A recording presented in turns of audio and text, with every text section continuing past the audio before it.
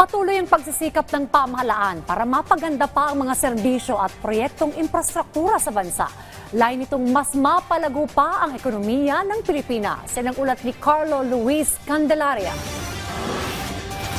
Sa kabila ng mga hamon sa loob at labas ng bansa, nananatiling matatag ang ekonomiya ng Pilipinas matapos magtala ng 2.8% GDP growth sa unang bahagi ng 2026, ayon sa datos ng Philippine Statistics Authority o PSA. Bagamat bahagyang mas mababa ito kumpara sa 3.0% na naitala noong huling bahagi ng 2025, ipinapakita pa rin nito ang kakayahan ng ekonomiya na manatiling matatag sa gitna ng mga pagsubok sa pandaigdigang merkado. Nanguna sa mga sektor na nagtulak sa paglago ang wholesale and retail trade, repair of motor vehicles and motorcycles, financial and insurance activities, at public administration and defense at compulsory social security. Ayon kay Secretary Arsenio Balisacan ng Department of Economy, Planning and Development o DepDev, ilan sa mga nakaapekto sa pagbagal ng paglago ay ang mga isyong nakaapekto sa kumpiyansa ng negosyo at mga investor, pagkaantala sa paglabas ng 2026 national budget at ang pagtaas ng presyo ng langis dahil sa tensyon sa Middle East. Sa kabila nito, patuloy naman ang mga hakbang ng pamahalaan upang mapanatiling matatag ang ekonomiya at maibsan ang epekto nito sa mga Pilipino. Kabilang dito ang pagpapalakas sa mga government institutions sa pamamagitan ng mga hakbang kontra korupsyon,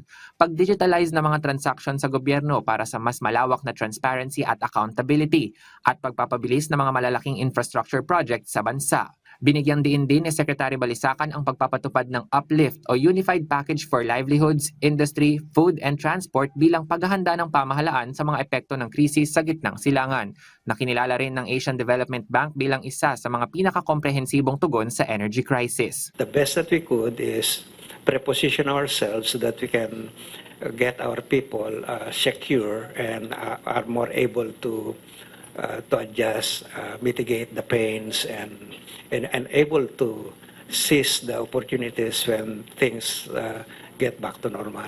Sa patuloy na pagpapatupad ng mga reforma at programa, umaasa ang pamahalaan na mas mapapalakas pa ang ekonomiya at mas mararamdaman ng mga Pilipino ang benepisyo ng paglago sa mga susunod na buwan. Carlo Luis Candelaria para sa Pambansang TV sa Bagong Pilipinas.